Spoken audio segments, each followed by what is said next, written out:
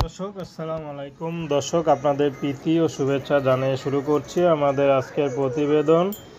তো দর্শক আজকে আমরা এক অসহায় মেয়ের গল্প তুলে ধরব, যার নাম হচ্ছে শান্তা।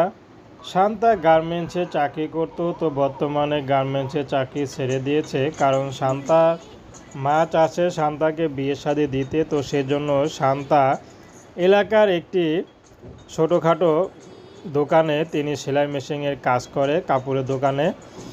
তো সেখান থেকে যা পায় তা দিয়ে সংসার চলে। তো শান্তার মা আগে পরের বাসায় কাজ করতো, তো বর্তমানে কাজ করে না, কারণ জানে পরের বাসায় কাজ শুনলে মেয়েকে ভালো ঘরে বিয়ে দিতে পারবে না, এর জন্য কাজটা ছেড়ে দিয়েছে।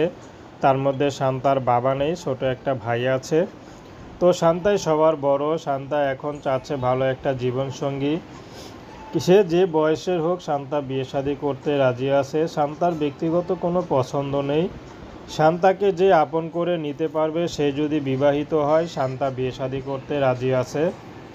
তো শান্তা বেশি পড়াশোনা করেনি, 4 পর্যন্ত পড়াশোনা করেছে, অভাবে সংসার। তারপর তার মা তাকে গার্মেন্টসে লাগিয়ে দেয়। তো গার্মেন্টস থেকে এখন তিনি ভালোই কাজ জানে, তো এখন বর্তমানে তিনি এলাকাতে কাজ করে। তো শান্তা চাচ্ছে যদি বিবাহিত হোক অবিবাহিত, যে শান্তাকে যৌতুক ছাড়া বিয়ে করবে শান্তা তাকেই বিয়ে করবে।